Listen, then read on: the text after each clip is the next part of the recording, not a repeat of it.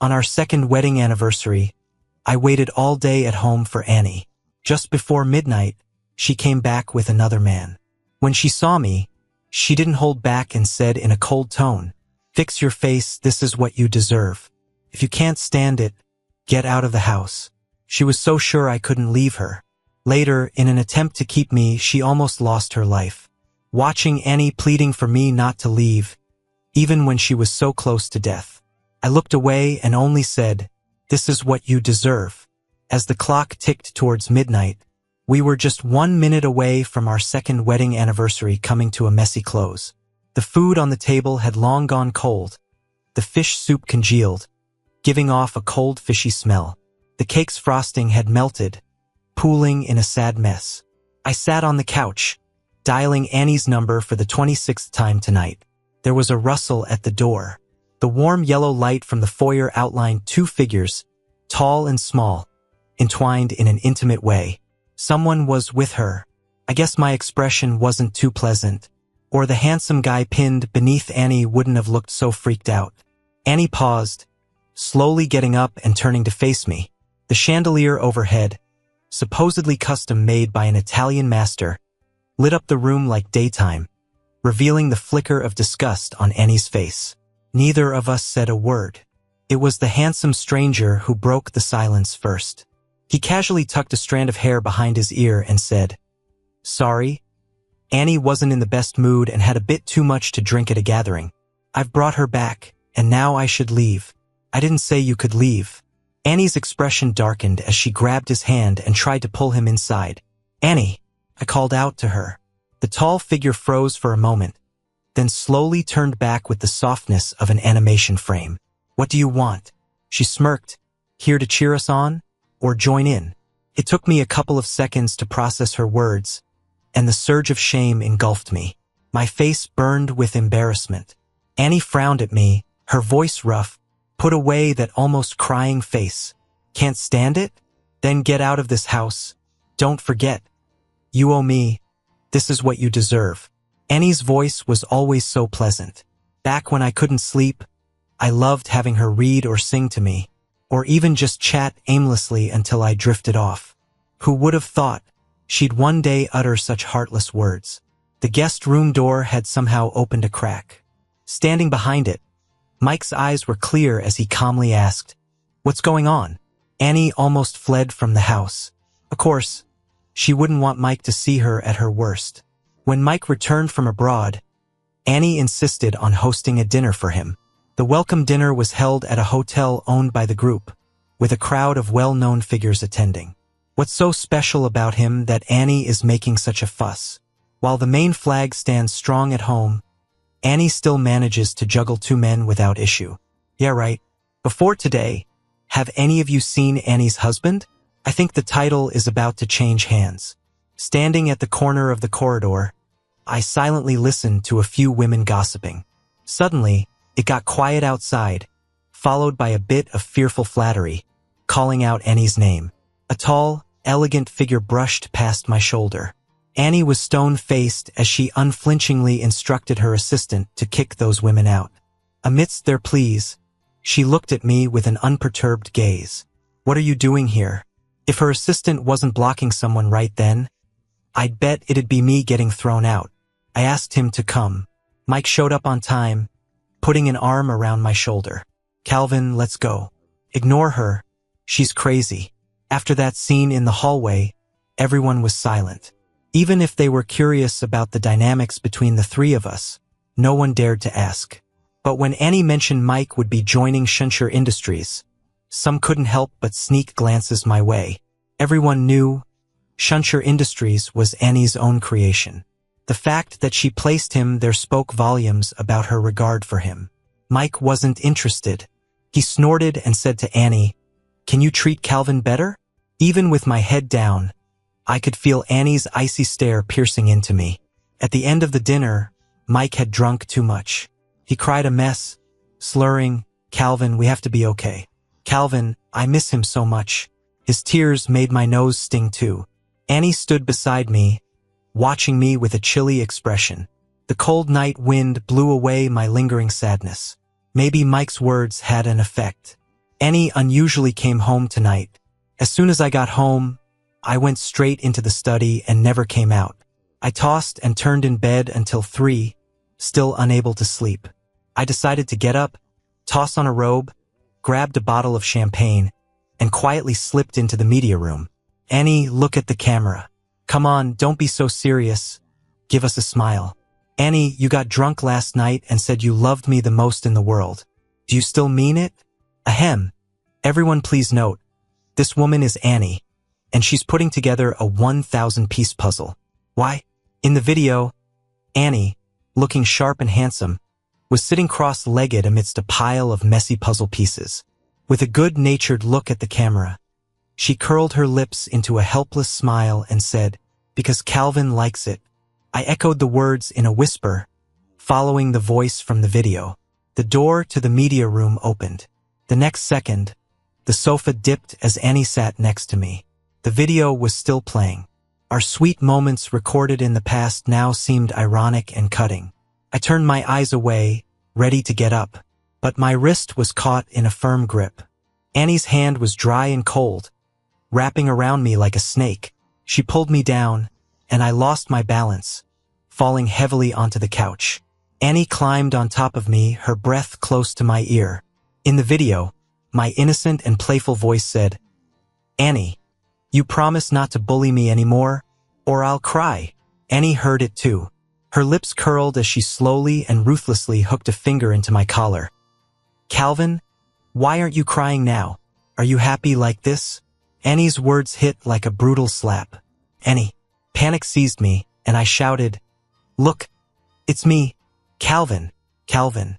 She whispered my name, her eyes roaming my face, breath quickening. Kiss after kiss landed on my face like a storm. The forgotten video automatically switched to the next segment. Then, after a moment of darkness, the room was flooded with light again. "Gary, happy birthday. Make a wish." The world suddenly paused. Annie froze, one hand clutching my neck. It was like being doused in ice water. I shivered, teeth chattering, tasting the metallic tang of blood in my mouth.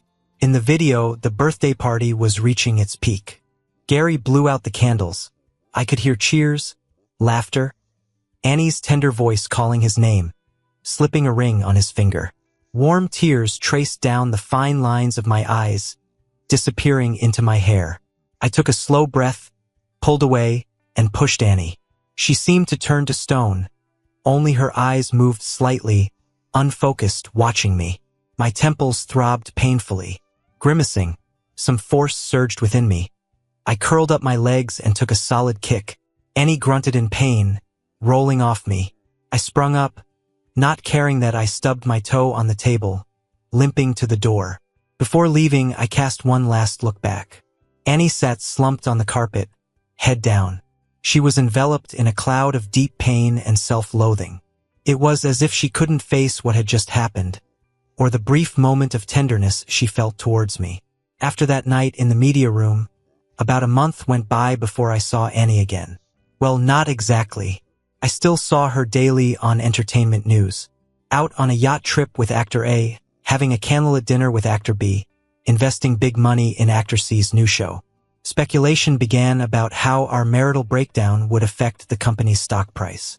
Annie's mom finally couldn't sit still and called, asking me to go back to the family home. Not checking the lunar calendar, my car got scratched at an intersection. I left the driver to deal with it and stood by the road, wondering how to get back. Before I could figure it out, a black Cayenne pulled up next to me. The window rolled down to reveal a familiar face. "Calvin, Tina." Seeing an old friend after so long, I was a bit excited. Back in college, Tina and I were both in student government, so we knew each other well. This was the first time we'd met since graduation. Tina happily offered me a ride. Talking with her felt refreshingly easy and pleasant. So when she parked outside the garage, I wasn't in a hurry to get out. Tina mentioned going back to our college recently. I leaned in to peek at the photos on her phone. Just as I did, a loud bang shook the car. Unprepared, I was slammed forward, hitting the dashboard. I straightened, ignoring the pain, and met a pair of indifferent eyes in the rearview mirror. Annie's car was parked behind us. She sat inside, who knows how long she had been watching. Seeing Tina and me get out of the car, she casually opened her door. Her gaze was quite playful, like a snake ready to strike with venom. After a moment, she seemed to chuckle softly and, with a lazy drawl, mocked, "Your new partner? What a poor choice." Feeling lonely? Blood rushed to my head, ears buzzing. I couldn't hold back. Trembling lips spit out, "Annie, don't think I'm like you. I'm not as vile as you are." Annie seemed to hear a joke. "Even if I am vile, I haven't brought anyone home in a hurry." "Calvin, who is this?" Tina stood aside, her gaze shifting between Annie and me. The word wife was on the tip of my tongue, but I couldn't say it. I remembered a time when Annie's friend called me at 2 a.m., saying she was too drunk from socializing. Rushing to the club, Annie was there, sober as ever, sitting on the couch. A childhood friend jokingly said to her, "Your hubby really cares about you. It's so late, and he just ran over here without saying a word when he heard you were drunk." The winter night air was sharp, cutting into my lungs like a knife with every breath. I stood there, feeling awkward, in my pajamas with just a thick coat thrown over. Annie, clearly annoyed by the mention of hubby, slammed her glass on the table, causing the drink to splash everywhere. "What hubby? Who's calling him that? Who even invited him here?" Everyone around looked at each other in confusion, while Annie brushed imaginary dust off her pants and left a disdainful remark before leaving.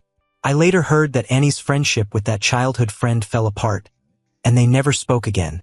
That's when I understood something clearly. Annie refused to acknowledge my status as her partner in front of others and didn't allow me to take on that role either. Before I could say anything, I heard a cold laugh.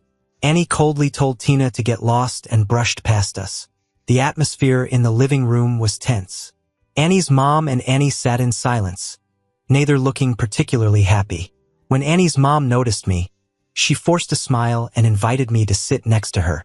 The wife of the head of Jiang Capital planned a charity gala and invited both of us to attend. Annie scoffed, "All this showboating, is it really necessary?" Annie's mom sighed deeply, as if exhausted. "I know you still think about him and blame me for breaking you two up.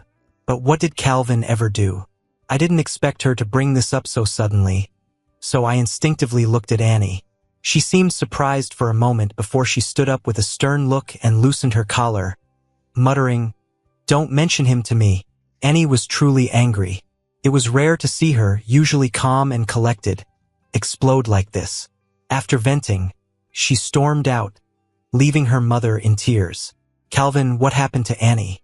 What sort of spell did Gary cast on her?" I couldn't answer her question.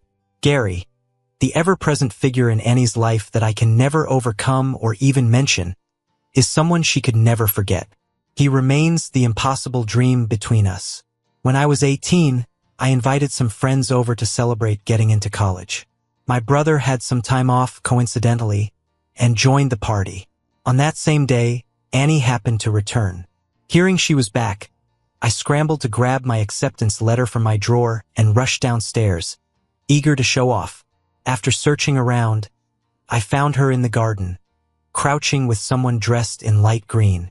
They were quietly comforting a stray cat that was scared and trembling. Surrounded by vibrant roses and lush greenery, they seemed to exist in their own world, where no one else could intrude.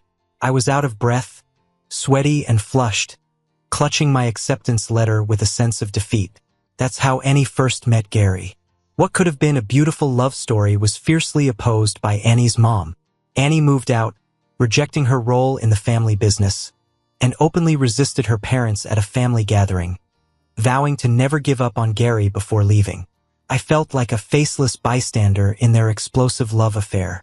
Even in my naive fantasies, Annie was always the leading lady. But her rebellion didn't lead to any happy ending. I'm not sure what Annie's mom said to Gary, but shortly after, he left Annie and went abroad for studies. Annie was in a slump for a while. She locked herself in the apartment they shared, drinking heavily every day. She was found by the cleaning lady after having collapsed from a stomach bleed, who thankfully called an ambulance in time. When I visited her in the hospital, she was asleep. She looked frail, almost like a ghost, with her hospital gown draped loosely over her. I'd never seen her like this, and I felt lost, just staring at her for who knows how long. Eventually, she opened her eyes and, realizing it was just me, disappointment clouded her once bright gaze. I didn't know how to comfort her, so I playfully warned her not to upset her mom again. After she was discharged, she moved back home. No one mentioned Gary again. Their passionate romance was like a bubble that easily drifted away. Later, when Annie's father passed, the business nearly fell apart. Annie spent her days caught between dealing with shareholders and distant relatives, exhausted by it all. All I could do was ensure she ate regularly and accompany her to difficult social events. Once everything settled, she unexpectedly proposed to me, saying I was there through her toughest times and thanking me for pulling her from the depths of despair. She added that her mother hoped to see us together. Finally, she asked if I was willing to accept her. Of course, I was willing. From the time my parents died when I was 16, and I started living with her, Annie had always been my secret love. After getting together, there were happy days too. Though we were busy, she always found time for us to go on dates, dine together, take walks by the waterfront, see movies or attend plays. We were like a typical happy couple. In my most content moments, I almost believed that Annie loved me. By the time I got home, the sky was dark, and the room was unlit and hazy. Gary had been on my mind, leaving me feeling restless and weighed down. I lazily sank into the couch, scrolling aimlessly through my phone. About half an hour ago, a popular male celebrity tweeted, "Someone just sent me this, the mango mousse is insanely good." The picture showed a full afternoon tea spread with exquisite desserts and a prominent logo. Whether intentional or not, a silver fork and knife by a bone china plate reflected a simple ring. It was a custom ring by a niche Swedish designer, one of a kind. The other ring is on my hand. Fans are guessing in the comments. Who is this someone? Is there something going on? Isn't that a private afternoon tea from the hotel he belongs to? It's not even available for purchase. He mentioned wanting to eat this recently, and now he's got it. Could someone be Annie? The celebrity liked this particular comment. I don't want to guess whether that ring belongs to Annie or not. I also don't want to wonder what she was feeling or what made her take off the ring. I just suddenly feel tired. I opened my chat with Annie. Our last conversation was 3 months ago. After tweaking a simple sentence over and over, finally, using all my strength, I hit send. "Annie, let's get a divorce. What's your next move?" 8 arrows held a pair of brooches up to my chest. The message I sent to Annie disappeared like a stone in the sea, with no response. I sigh and try to perk up. She'll be at the charity gala too. I'll talk to her then. 8 arrows pouted. When he heard about my divorce plans with Annie, he volunteered to be my informant. But every time I rushed to her office, her assistant politely blocked me. Because of that, 8 arrows often helped venting my frustration towards Annie. Let's not talk about that. How did you get caught by the paparazzi the other day? Honestly, it was just a misunderstanding. Tina invited me to a school reunion a few days ago.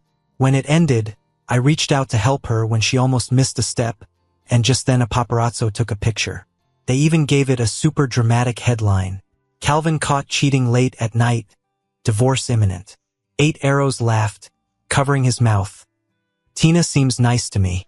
Nice or not doesn't matter to me. One Annie is already enough of a mess. Did you pick a dress for the gala?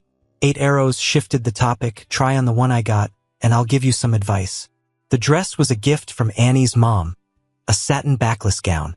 8 arrows' eyes gleamed as he pushed me into the dressing room without ado, waiting outside. The satin was cool as water, and suddenly, a pair of dry hands held my shoulders. A familiar, warm, woody fragrance filled my nose. I turned around and looked straight at Annie. "Why are you back?" "What? I'm not allowed back. You hiding someone here?" Annie's grip tightened slightly, a small hurt as my scalp was pulled. Maybe before, I would have felt heartbroken or angry over these words and argued with her. But now I calmly spoke. "Since you're here, I'll say it again. Annie, let's divorce." Annie seemed to ignore what I said. Her head was still down, moving her hands. When we got married, you said the marriage was a punishment for me. It's been 2 years. Isn't that enough for you? The ends of my hair were wound around her hand, and she tugged a bit. I had to lift my head and meet her puzzled eyes. So you're eager, huh? Found someone new? What's her name? Tina, yeah? I bit my lip. She has nothing to do with this. Nothing to do? Annie suddenly sneered. Nothing to do, yet after seeing her you want a divorce? Nothing to do, yet you leave a bar late at night with her? Nothing to do, yet you're so close? Then what do you call something? Kissing? Sleeping together? Annie's hand pressed against my back. Each sentence pulled me closer to her. By the end, I was practically pressed against her. Couldn't take it anymore. I pushed her away hard. Calm now? Can we talk, or do you need a slap to wake up? Annie was flabbergasted by the push. She grabbed hold tighter. I thought for a moment, then said slowly, Annie, no matter what you think, when it comes to Gary, I have a clear conscience. He asked me out to tell me something, that's all. Don't mention him. Annie seemed to snap back to reality, yelling quietly, You don't deserve to. Shortly after Annie proposed to me, Gary came back to the country. I don't know if Gary was the one in Annie's heart, but I did accidentally see them having dinner together. More than once. Back then, I loved Annie deeply, loved her so much I was scared. So, I did the one thing I regret most in life. I went to see Annie's mom. Annie's mom pulled some strings, and Gary's job offers were all suddenly off the table. Maybe he knew I was behind it. One day, Gary messaged me, saying he had something to tell me and set up a meeting. On my way there, his car collided head-on with an out-of-control, red-light running truck. He died on the spot. Annie blamed it all on me and her mother. To her, her mom was the one who broke them apart. And as for me, I was just as ruthless to marry her. No matter how I explained it was just an accident, she refused to believe. Even suspected the crash was engineered by me and her mom. She did a lot of crazy things, giving everyone the impression she loved Gary deeply. Everyone assumed she should hate me, and the wedding was probably off. But Annie locked herself in our marital home for a week, and when she came out, she said everything was back on track. I thought she finally came around, foolishly dreaming we had a lifetime to get past it all. But at the wedding, when we exchanged rings, Annie suddenly leaned in and whispered a sentence. Calvin, now you pay the price, enjoy your punishment. She sees our marriage as punishment for me. I've been trapped in her hatred for 2 years. I gently pressed a hand against Annie's chest, trying to push her away. Calvin, are you in there? Ba Huang's voice suddenly broke the silence from behind a door. He twisted the doorknob, seemingly about to come in. Annie raised an eyebrow, one hand gripping my waist, while the other held my wrists, pinning them against the wall. She leaned in, her warmth radiating through the fabric.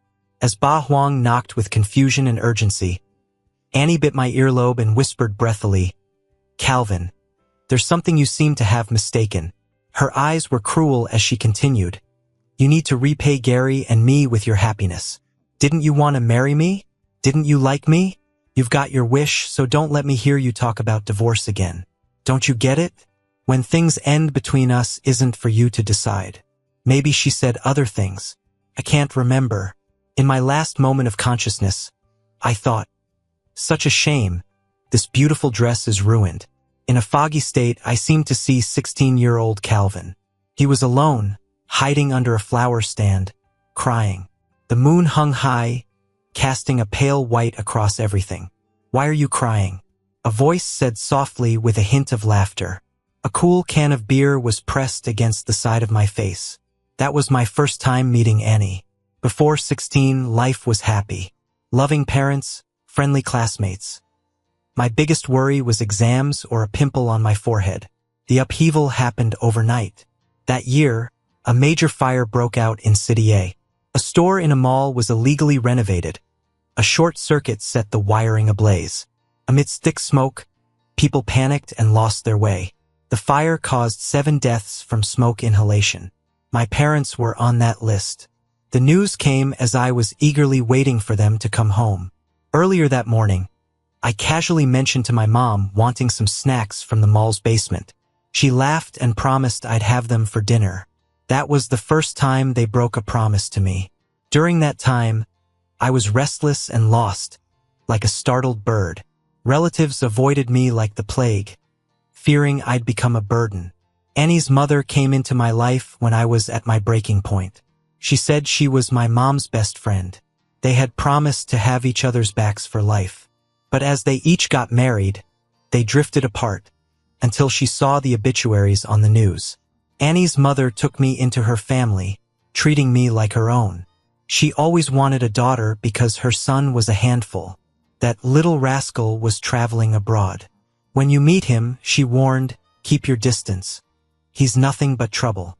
I took a few seconds to connect the bright person before me with the troublemaker Annie's mom described. I didn't speak for a while, but Annie pulled open a beer can and handed it to me. You're the one my mom called her poor little thing, right? Why are you crying alone? Did my mom not treat you well, or did someone bully you? I blushed, quietly denying, no, Auntie's very nice, and no one's bullying me. But sometimes, I'd miss home, miss my parents. I'd wonder if, had I not craved those snacks that day, if it would have been different. Was I somehow responsible for their deaths? I drank a bit that night. Maybe it was the alcohol or the bright moon, or the deep night, or the fragrant flowers, or maybe Annie's gentle gaze. I sat beneath the trellis, sobbing uncontrollably. Annie was flustered, her hands awkwardly unsure of where to rest, ultimately patting my shoulder soothingly. She let me cry until her shoulder was soaked. I don't know how long I cried. Eventually, Annie firmly held my shoulders, looking into my eyes and telling me seriously, Calvin, it wasn't your fault. The accident wasn't your doing. Don't blame yourself, don't trap yourself. Do you think your parents would want you to be in pain and self-blame every day? Calvin, move on, you have your life to live. Felt like I slept a long time. I kept thinking I heard arguing near me. Warm hands brushed my forehead. Mom, it hurts. Tears slipped from the corners of my eyes. I murmured.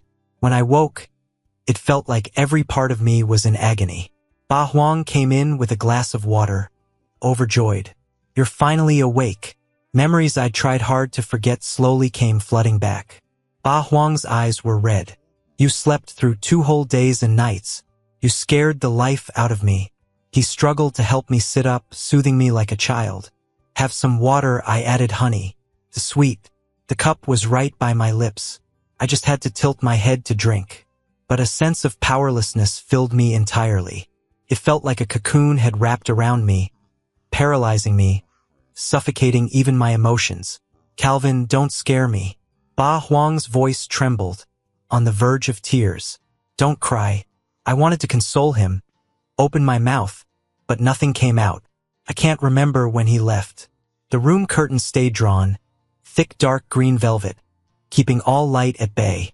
Being in bed felt like clinging to a life raft in a storm, grounding me. I floated in and out of sleep until I felt something warm nuzzle my palm. It took effort to open my eyes. There was a tiny ginger ball of fluff by my hand. The fur ball nudged into my palm and raised its head with a baby's soft meow. A cat? Instinctively, I reached out to pet the kitten's soft, fluffy back. When Annie and I moved into this marital home, I had thought about getting a cat. But Annie said she didn't like cats, and so it never happened.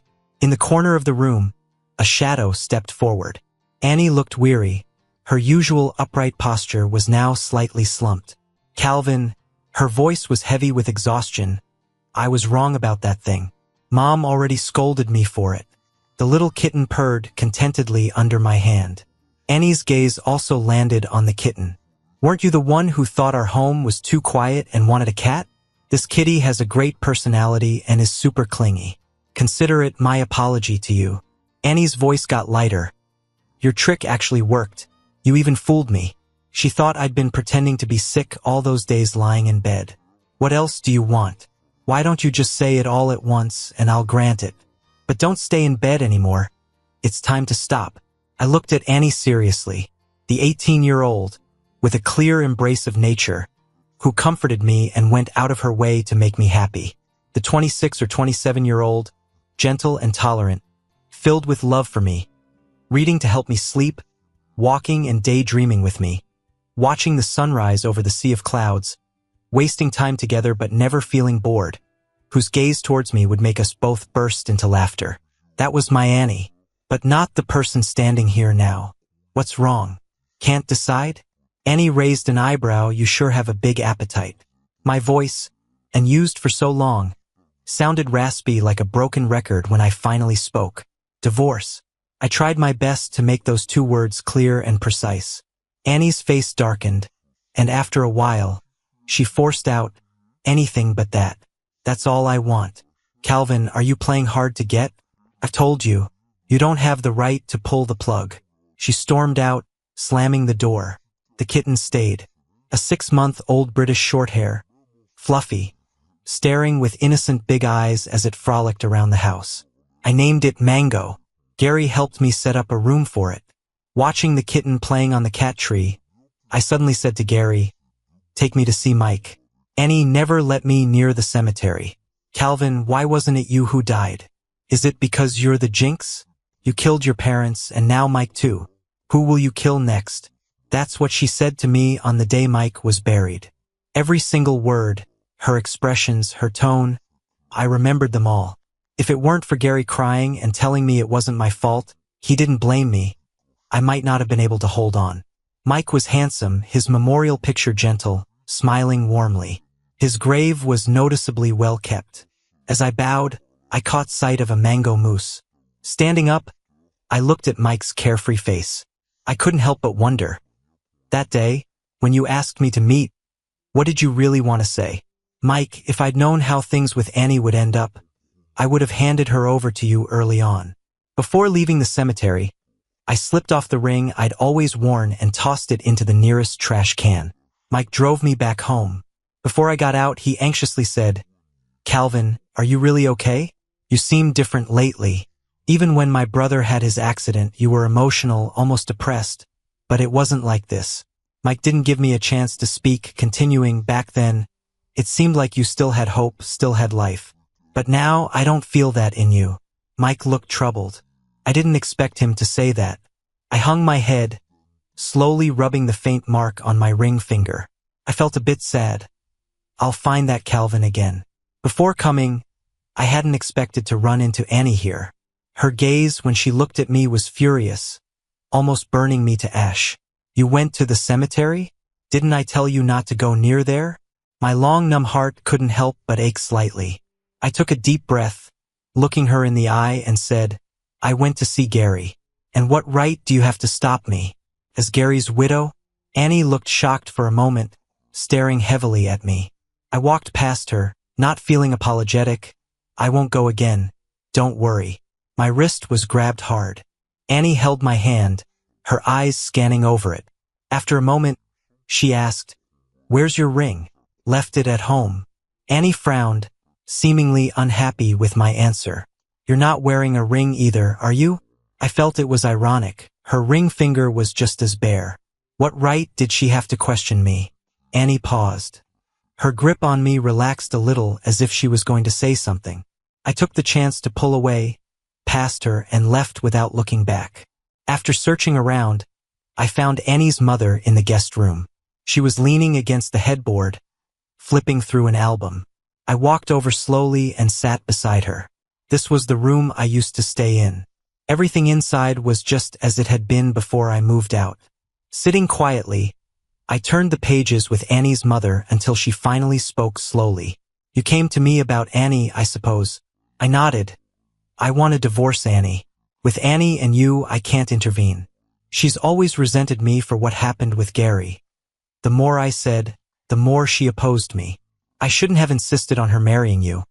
I thought since she had feelings for you, she'd treat you well once you were married, and I wouldn't let your mom down." Annie's mother sighed, her fingers stroking a photo of her and my mom, both in school uniforms, laughing freely under the trees. "If your mom knew my troublesome daughter bullied her precious son like this, she'd come and settle accounts with me." My eyes stung with tears welling up that I couldn't hold back. I closed my eyes, suppressing the lump in my throat. "Auntie, you've been so good to me, taking such good care of me. But Annie and we just don't fit together. Annie's mother shook her head. It's Annie who's wronging you. Annie probably won't sign the papers easily. Annie's mother sighed deeply and gazed at me with affection. Calvin, would you be interested in studying abroad for a while? You both need time to cool off. Mango was gone. Annie realized this fact a month later. After wrapping up an international acquisition, she rushed back home, leaving behind partners waiting for a celebration dinner.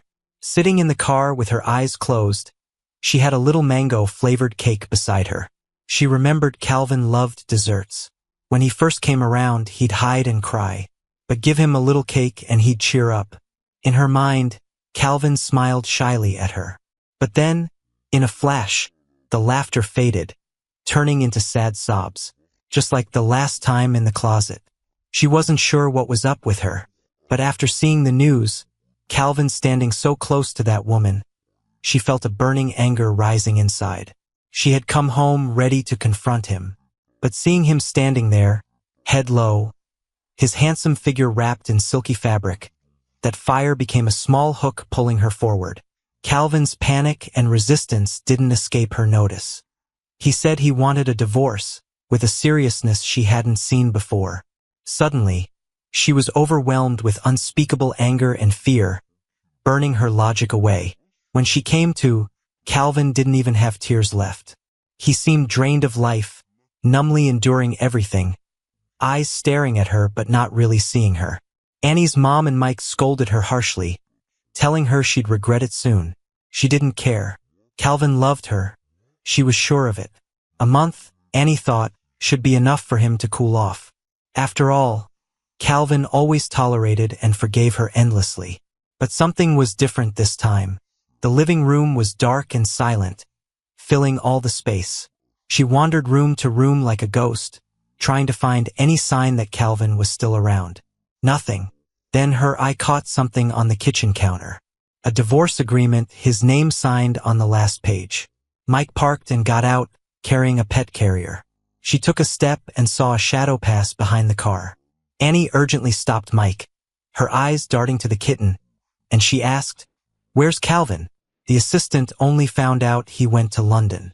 After that, he just disappeared. Annie knew it was likely her mom was involved. Her mom said nothing to all her hints, just sighed eventually, telling her to let go. Why should she? Calvin indirectly caused Gary's death. He owed a lifetime of atonement, so why should she let go? Mike saw her and rolled his eyes. "Calvin?" she asked again, keeping her patience. "How would I know?" Mike said, brushing past her. Annie blocked him. "He handed you the kitten. What does it mean? Where is he?" Mike looked her up and down, pity flashing in his eyes. Then he shook his head with a mocking laugh. "Annie, you confuse me. Now that Calvin's gone, you're worried. But when he was here, you didn't treat him right. You never cared, never came home. Even when you did, you'd bring other men around. Frequent scandals, treating his dignity and love like they're trash. Now that he's gone, why do you want to find him? Is it time for another show of your true feelings?" Annie's expression shifted, her voice cold and bitter. "Mike, it's none of your business what happens between him and me." The kitten meowed uneasily in the carrier. Mike seemed tired, setting it down. As he rubbed his sore hands, his tone became more sarcastic. "So, can I talk about Gary then? Recently, when I packed up at home, I found his journal. I read it. He came back because he couldn't let go of you. He took your mom's deal and left, but regretted it every day. He still had feelings, thought you did too, so came back to apologize and try for your mom's acceptance. But he didn't expect you to be engaged to Calvin, or that you'd actually fall for Calvin. He went to Calvin to say it was over between you two, that he'd leave so you could be happy together, to put Calvin's mind at ease. But you, Annie, do you even know who you love? Understand your own heart? You can't accept being so heartless, moving on so easily. Do you blame Calvin for everything so you can feel like you're not the jerk here? Shut up." Annie replied frantically. "Stop it. You don't understand anything." Mike picked up the carrier again, speaking calmly. "No, I don't. I just know my brother had to leave, crying over you for so long. And then Calvin cried for ages too, also because of you. And you? You say you can't let go of Calvin while you tell Calvin you can't forget my brother. You don't want to hurt anyone, but now you've lost them both. Calvin leaving you was the best decision he ever made. If you really cared for him, you'd leave him alone and stop performing your cheap sentimentality. Annie stood still for a long time. She thought about when Gary returned and asked her to dinner. She went. During the meal, Gary cried, saying he couldn't forget her. In that moment, she felt something. But when she was about to speak, she caught sight of Calvin. He was standing outside the door, thinking he was hidden, but she could see his pale face and tears ready to fall. That was the moment she realized she'd truly moved on from Gary. But then Gary had an accident. Their last meeting, he cried, asking why she was so heartless, why he was the only one stuck in their emotional mess. It was those words that made her feel guilty and anxious with Calvin. She thought of Gary's tears and Calvin's tears too. In the end, I have to admit, Mike was right. She didn't manage to keep anyone. Overall, my time studying abroad was pretty uneventful. That is, if you ignore Annie, who's been following me around like a shadow. She seemed to appear out of nowhere one day. She wouldn't come up to me, just stood at a distance watching. At school, she'd wait at the gate. When I went back to the apartment, she'd follow, not too close, not too far, until I was inside. If my company's stock prices weren't stable, I'd really suspect Annie's got so much free time because she's driven the company into bankruptcy. Every day there were fresh flowers on the steps in front of the house. At one point, different kinds of meal boxes and desserts started to show up too. But since she never showed her face, I pretended she didn't exist. I gave the food to neighbors and classmates. The flowers I handed to a professor who loved them and ended up recommending me for an internship at a famous fashion group. The internship was busy and a bit tedious, but I enjoyed it. One day after work, as I was heading back to my apartment, the quiet street suddenly erupted into chaos. Panic screams and cries filled the air.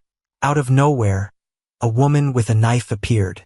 She looked wild, swinging the blade around, and blood was dripping from the tip. She saw me. Her eyes locked on me like a predator. Run, was my brain's first command. I turned around stiffly. My legs felt like lead, but I sprinted. Out of the corner of my eye, I saw her running straight at me, brandishing the knife. The wind whooshed by my ears, accompanied by heavy footsteps and a weapon slicing through the air. Ah! I yelped. Out of nowhere, someone rushed up and shielded me. I looked, confused, right into Annie's eyes. Annie was hurt, though they subdued the attacker quickly. Annie got slashed on her back and elbow during the struggle. The hospital patched her up. Thanks for today, I said, standing up. I'll head home if nothing's wrong. Annie gave a wry smile. You're really heartless. She hesitated and added, I don't feel comfortable letting you go back alone. Let me take you home. No need, I refused. You should rest up. Calvin, Annie said, sounding frustrated. Why do you keep pushing me away? Annie, what do you want? I'm tired. Annie, her hand bandaged, looked both desolate and fragile. She fumbled a small black velvet box from her pocket. Awkwardly. Don't lose it again. She opened the box to reveal the ring I had tossed away at Gary's grave. Somehow, she knew where it was and went through the trouble to retrieve it. I turned away, not meeting her gaze. Annie, why are you here? I don't get most of what you do. I thought I'd started healing from the painful past, but it still hurts to talk about it. You said you wanted to get engaged. I didn't get how you could let go of Gary, but I was happy. I used to really like you, so I convinced myself to believe that you liked me too. But then Gary came back, you got back with him, yet you still dated me. I wasn't sure what you were thinking. Still, I told myself to accept it all, and if you really wanted to be with Gary, I'd bless that. After Gary's accident, you blamed me for everything. You said you hated me, yet you wanted to marry me. You did, but only for revenge. You won't let me go even now. What did I do wrong, Annie? Tell me. Annie trembled. Her hand with the ring dropped weakly. Pain crossed her face. Being with you suffocates me every second. Annie, let's just let each other go. It's time for me to find my own life. I dodged around her and walked away without looking back. From that day on, It seemed like Annie did vanish from my life. Things settled back to normal. Mike came to visit me and invited me to ski in St. Moritz. I happily agreed. St. Moritz, nestled among snowy peaks, looked like it belonged in a fairy tale. The stunning snow scenes and bright mountains cleared away the winter gloom. I suited up in ski gear and tried out some moves with the coach's help. I must have fallen a dozen times, a bit exhausted. A ski stopped right in front of me, pulling me up before the coach could. I pressed my lips together, glancing at the fully kitted-out Annie. She seemed nervous, quickly letting go once I was steady, saying, "I didn't follow you here on purpose." After a pause, she continued, "You once said you wanted to ski with me. Things got so bad between us that we never did." I remember her once posting skiing with a guy that caused quite the stir. Whether Annie thought about it, she fell silent before quietly asking, "One last time, ski with me once, and then can you let me go?" Her eyes were behind ski goggles, but it felt like she looked deeply at me. Just as my patience was running out, she nodded. Annie was indeed a patient and skilled ski instructor. Under her guidance, I learned some basic moves. Before we knew it, we had skied way off course. The surroundings were silent, every inch covered in fresh, untouched snow. I started to panic. We should head back. Annie exhaled, a cloud of breath visible in the cold air as she looked around with a rare, serious expression. "Stay with me." She handed me one end of her ski pole, turned, and trudged ahead. We walked a bit, seemingly without direction. The snow got deeper, and there was a subtle tremor beneath us. "Annie, do you feel that? The ground is moving." "Oh no." She suddenly spun around, swiftly took the backpack off my shoulders, gave a hard shove, and shouted, "Run." I stumbled a bit from the push and instinctively ran a few steps away. In a flash, the spot where we had been standing began to collapse. A massive chunk of snow slid down with destructive force, engulfing Annie in an instant. She was buried in the snow, rolled over several times with the avalanche, and just like that, she was gone. It all happened in a few heartbeats. The valley returned to silence, with the once calm snowy ground now completely ravaged. Annie. But I couldn't see her anywhere, just endless snow in front of me. Trembling, I contacted the person in charge at the ski resort. I was thankful that the pack Annie threw off was just a regular gear bag. The beacon and probe were in a small bag she was carrying. At first, the receiver didn't pick up any signals. It's been almost 15 minutes since Annie got buried. The longer someone is buried, the harder it is to rescue them and the slimmer the chances of survival. Luckily, going downhill along the avalanche's path, we finally got a faint signal. After a lot of struggle, we managed to locate where Annie might be buried. Even though I was exhausted, I forced myself to pull out the probe and snow shovel. If fate doesn't want us together, and if I save you this time, you owe me your life. Just listen to fate and let us both go. The shovel suddenly hit something solid. Through the snow, a hint of black was visible. Feeling invigorated but too weak to stand, I knelt in the snow and kept digging. Again and again. I don't know how much time passed. Finally, I saw Annie beneath the snow. She was still conscious, and slowly said, "Calvin, what should I do? Now I really don't want to let go of you. If you don't want to be buried here by me, shut up. If you bury me here, you'll always remember me, and that's good too." I kept digging without stopping. "Do you want me to live with guilt all my life? Do you hate me so much that you won't even let me have a peaceful life?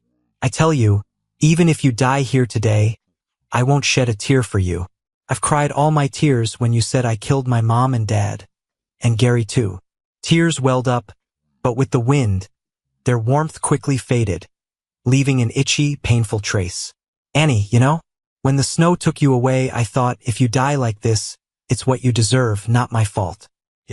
Annie sighed, "It's not your fault." Her voice was so light, like a sigh, dissipating into the snow. "Sorry, Calvin. I shouldn't have said you were responsible for your parents' and Gary's deaths. It really had nothing to do with you. When Gary cried and asked me why I changed my heart, I thought I was unfair to him and would make it up to him somehow. But he suddenly died. I felt responsible, and I couldn't face the me who loved you, nor could I let you go. I drowned myself in distractions, hoping it would keep me from thinking about you, but I couldn't. When you said you wanted a divorce, I knew this time you were really hurt. Her voice got softer and softer, like snow melting in the sun. I'm sorry. Annie's mother rushed to St. Moritz overnight. Although help came quickly, Annie's spine had hit a protruding rock during her fall, and she was buried in deep snow for a long time. The doctor said, at best, she might stand up again unscathed. But his grave expression was not reassuring. The long journey took a toll on Annie's mother, making her seem much older suddenly. Seeing her swollen eyes, I had nothing to say. Annie had hurt me, but her mother had never wronged me. Now her daughter lies inside, possibly facing a future where she might never walk again. I couldn't just say sorry lightly, yet there wasn't much more I could say. Eventually, it was Annie's mother who broke the silence. Summoning her strength, she said calmly, as long as you're fine. Once Annie wakes, I'll take her back home. I nodded, agreeing. I knew my bond with Annie's mother ended there. Calvin, over here. Just out of the airport, I saw Mike standing by the road, waving and shouting my name. I picked up my suitcase and jogged over. He opened the trunk, muttering, 2 years, and you finally decided to come back home. Yeah, 2 years. 2 years ago, I left St. Moritz in a rush. Not long after, I received a package from back home. Inside was the divorce agreement Annie had signed. She never showed up throughout the divorce proceedings. I heard it was because her injuries hadn't healed, and she couldn't get out of bed.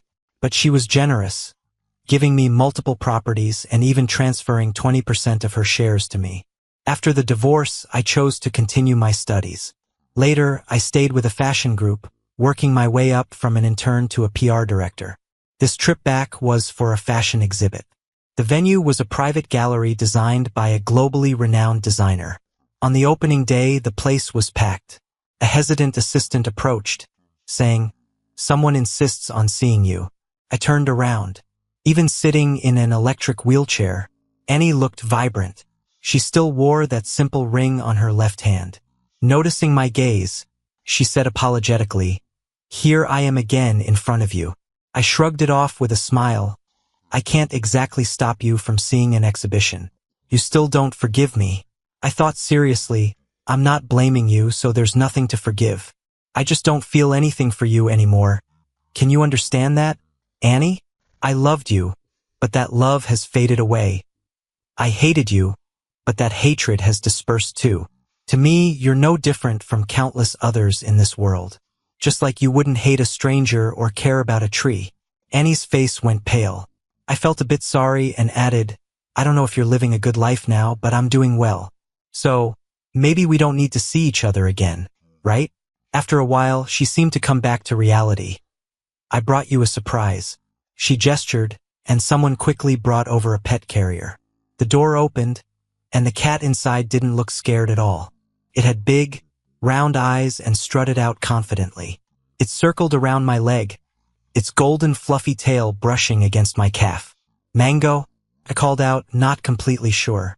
Annie waved, and the kitten, with its tail up, ran towards her, lightly jumped onto her lap, and nestled in. Annie sighed a bit, saying, "I asked Mike to give it back to me. It's really not hard to care for. Do you know why it's named Mango?" I asked suddenly. For a second, Annie looked puzzled. "Because I hate mangoes the most. The day my parents had their accident, they were out buying mango yogurt for me. When Gary was with Annie, she once bought him a mango cake to celebrate his birthday.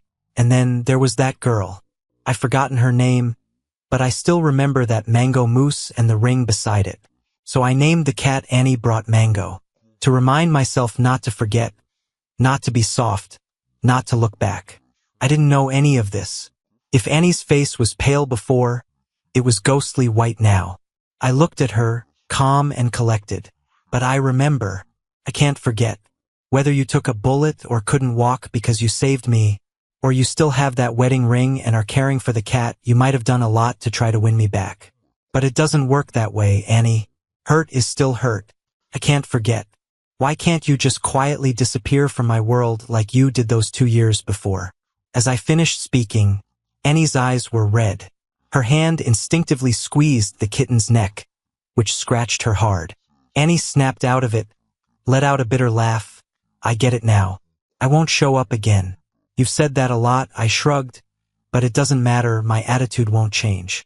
I won't be in the country too often, still I wish you the best. Say hi to Auntie for me. My assistant signaled at me from not far away. The media waiting for an interview stood nearby. I lifted my head and walked over to them, just like I had once stepped past my pain. I know from here on, whatever my life holds, I'll walk forward like this.